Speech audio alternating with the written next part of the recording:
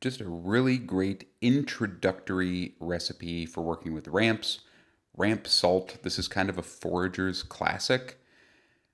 Some recipes will just have you mix salt and dried ramp leaves. Do not buy products like that. If it doesn't look like the salt that I'm going to make, don't spend your money on that. You should just be making it yourself. This stuff is so easy, and it's a pretty good finishing salt. Probably one of the best that I've had. I don't really love finishing salts. I think they tend to taste just salty most of the time, but this one is actually decent. So we're going to weigh out some salt. We're going to cut up some ramp leaves and weigh those out as well. Just mix the salt and the ramp leaves together. And then we're just going to buzz this up into kind of a coarse paste. So this is kind of the magic because the liquid from the ramps is going to get into the salt. If you just mix dried ramp leaves and salt together, you're not going to make anything special. Trust me here. This takes a little bit longer to make than other versions you may have seen, but it's worth it. Take an offset spatula, spread that paste of ramps and salt out, and then we're going to dehydrate this. It's very important to use the low setting, and you want to get this, just about as thin as you can. It doesn't have to be a perfect sheet. I also will make fermented ramp salt, and this is very good too. I'll just walk you through the beginning process.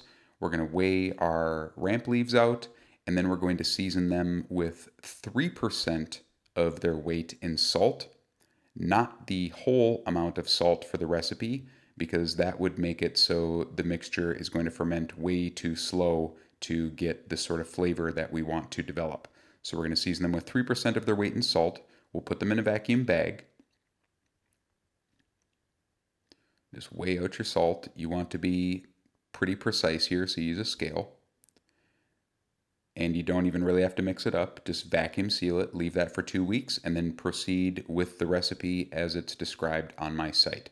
Okay, when you're drying the ramps, use the low setting. You're going to need to flip it at about a day and a half because that bottom is going to be kind of tricky. I use a Silpat. You can also use parchment. It'll go a little faster. When the ramp salt is crisp and brittle and bone dry, then you're going to take it, and this is also very important. You want to break it into pieces and just crush it. You don't necessarily want a powder. It should be coarse, just like a nice finishing salt. Just nice and coarse. The coarser it is, the more pops of ramp flavor you're going to get. Just keep breaking it into pieces and crushing it coarsely. This is so easy. Anyone can do this. And when it's all done, you just put it into a jar and it's going to last. It'll last a while. Better to keep it in the fridge for the best flavor. Put it on eggs, steaks, anything you want. Thanks for watching.